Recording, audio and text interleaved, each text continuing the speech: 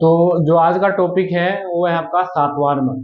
दो जो ये सातवाहन वंश इसके बारे में बहुत कम पढ़ते हैं लोग। ठीक है, ये बहुत इंपॉर्टेंट चीजें हैं। ठीक है, और इसको जो इसमें कई राजा ऐसे हैं जो अशोक के बराबर थे। ठीक है, तो ये इंपॉर्टेंट चीजें हैं। तो सातवाहन वंश कह सकते हैं कि ये पूरा जो एंशियंट है सबसे लंबे तक शासन किया है इन्होंने। ठीक है, सातवाहन वंश में आपको बहुत सारी चीजें मैंने आपको पहले बताया कि देशी शासक में ये सबसे इंपॉर्टेंट था। ठीक है, इसके शकों के साथ मतभेद हुए, यूनानियों के साथ मतभेद हुए, मतलब इस वंश के। अब किस किस राजा के हुए हैं ये भी मैं आपको बताऊंगा। और जैसे कि मैंने ऑलरेडी पहले बता दिया था आपको, पहले बता दिया था कि इनका जो सोर्सेज है मौर्योत्तर काल का वो सिक्के पे है और अभिलेख में कुछ अभिलेख है उस चीज के बारे में। तो उसी चीज के बारे में हम पढ़ने वाले हैं। और आज हम पढ़ने वाले हैं सातवाहन वंश। ठीक है, सातवाहन वंश।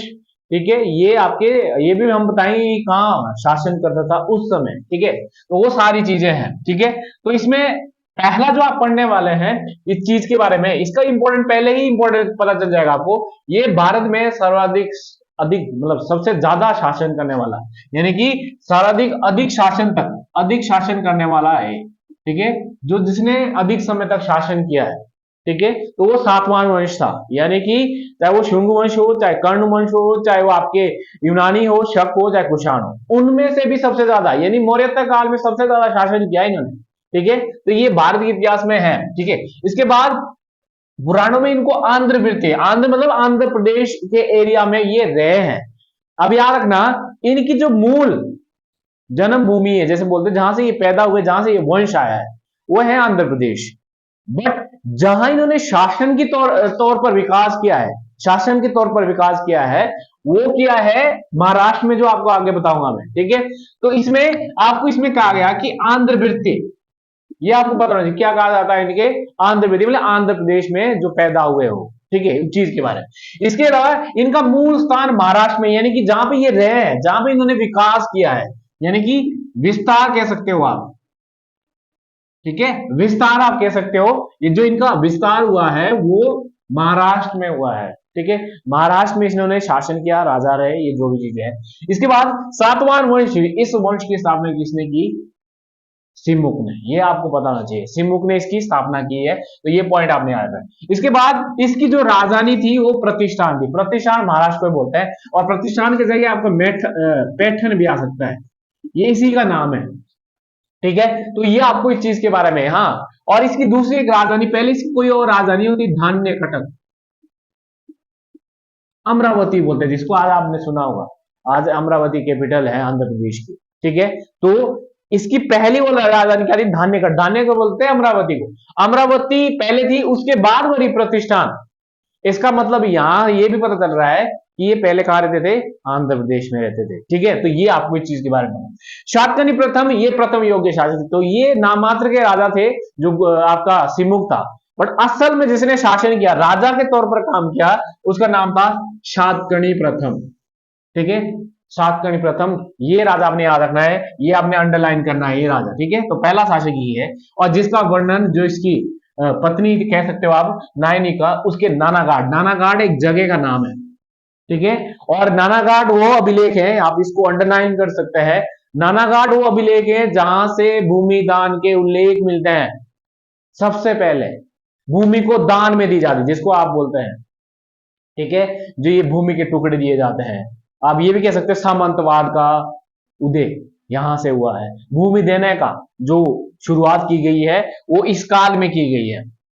तो नानाघाट आपका महाराष्ट्र में जगह है, और ये व्यक्ति है, एक लड़की का नाम है। ठीक है, ये आपको बताना चाहिए। शातकर्णी प्रथम ने अश्वमेध यज्ञ तथा राजस्व यज्ञ करवाए थे, यानी कि ये ब्राह्मण थे। ठीक है, ये क्षत्रिय, यानी अश्वमेध यज्ञ कौन करवाते हैं? हिंदू धर्म के लोग। ठीक है, यज्ञ कौन करवाते हैं? तो ये अश्वमेध यज्ञ और आपका राजस्व यज्ञ नानाघाट अभिलेख में वर्णन है कि भाई शातकर्णी प्रथम ने यज्ञ करवाए थे। ठीक है, तो ये आपको इस चीज के बारे में पता। शातकर्णी प्रथम ने दक्षिणा पति तथा प्रतिष्ठान पति, इसका मतलब है साउथ इंडिया को तो जीता उसने, बट इसने महाराष्ट्र को भी अपने अधीन कर लिया था, बोलने का मतलब है।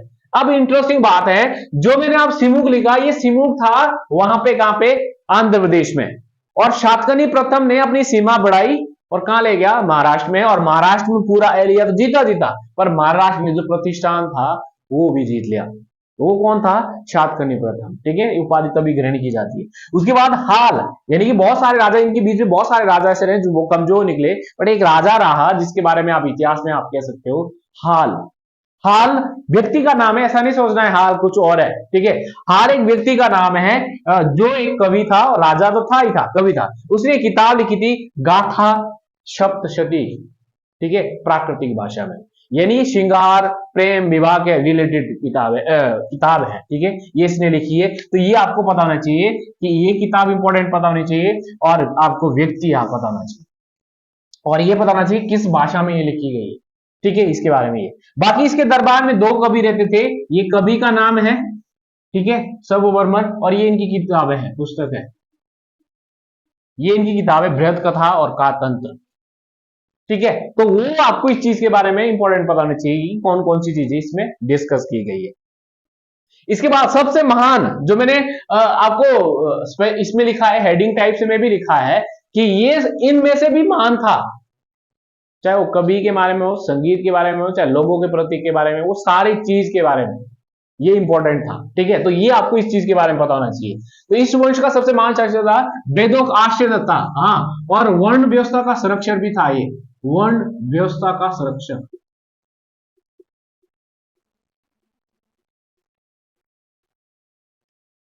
वर्ण व्यवस्था का रक्षक भी कहा जाता है इसे। ठीक है, तो ये आपको, इसने बहुत सारी उपाधियां की है, बट मैंने आपको इंपॉर्टेंट चीजें बताई है। ठीक है, उस चीज में इसलिए संपूर्ण जो कुछ शातकर्णी प्रथम ने छोड़ा, इसने उसको पूर्ण करवाया, यानी कि उसने पूरा जीत लिया। बोलते हैं कि 10 दक्षिण भारत के 10 एरिया, यानी 10 राजाओं को हरा दिया था इसने। ठीक है, दक्षिण भारत के। तो ये आपको चीज के बारे में, इसने अवक्ष प्रकार के, यानी कि अवक्ष जो सिक्के चलाते थे वो शक चलाते थे, यानी कि इसका मतलब है कि शातकर्णी प्रथम जो था, या गौतमीपुत्र शातकर्णी था, इसने शकों को हरा दिया था। ये भी आपको पता होना चाहिए, जो कि आगे भी मिलेगा।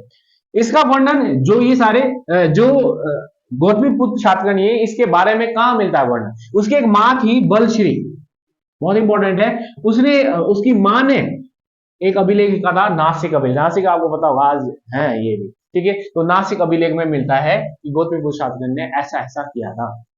ठीक है, ये सारी चीजें इसमें मिलती है। ठीक है, वो उसी में ये भी कहा गया कि शक शासक नहपान, जो आप विदेशी आक्रमण में, अगला जो टॉपिक होगा वो विदेशी आक्रमण के बारे में ही होगा।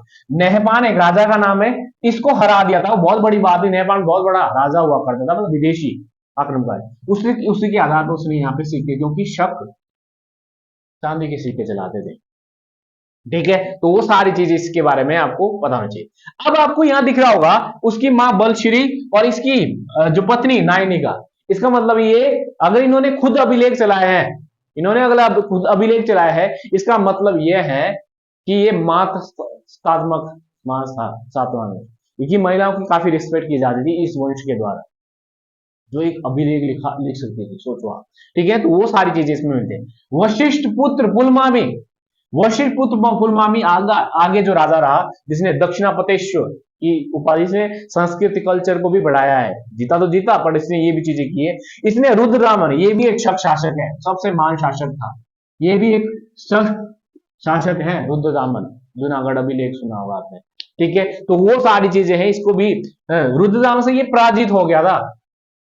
सबसे इंटरेस्टिंग बात है ये, फिर बाद में इसने शादी, मतलब वैवाहिक संबंध स्थापित कर लिए थे, रुद्ररामन की जो पुत्री से विवाह कर लिया था, जो भी चीजें। ठीक है, और पुराणों में इसको पुलवामा कहा जाता है, जो कि आपको नॉर्मल चीजें बतानी चाहिए। और इस वंश का अंतिम शक्तिशाली यज्ञश्री शातकर्णी, ये व्यापार में, यानी कि इसके में नाव के बारे में वर्णन मिलता है। नाव के बारे में इसमें सबसे ज्यादा इसमें वर्णन मिलता है। ये सारी चीजें हैं। तो अंतिम जो था पुलमावी चतुर्थ, जो अंतिम कह सकते हो, अंतिम शक्तिशाली और अंतिम आपका पुलवामा। तो ये सारे के सारी चीजें हैं जो आपको पता होनी चाहिए। आगे जो हम पढ़ने वाले हैं, अगला जो टॉपिक पढ़ने वाले हैं वो विदेशी आक्रमण के बारे में। ठीक है, कि यूनानी, शक, पहलव और कुषाण, उन चीजों के बारे में। तो ये विदेशी आपके ये थे जो मैंने इंपॉर्टेंट चीजें आपको बता दी, अंडरलाइन भी की है। जो मैंने अंडरलाइन किया उसको आप लिख भी सकते हो। ठीक है, ये सारी चीजें हैं जो अंडरलाइन की है मैंने, कि कौन कौन सी चीजें हैं, क्या क्या वंश है, ये सारी चीज जो जो अंडरलाइन की है वो आपके लिए एक इंपॉर्टेंट है एग्जाम के मॉड्यूल। ठीक है, तो आज के लिए हम यहीं तक रखेंगे इस चीज को, जो आपके लिए एग्जाम के लिए इंपॉर्टेंट चीज है। ठीक है, तो ये इंपॉर्टेंट चीजें हैं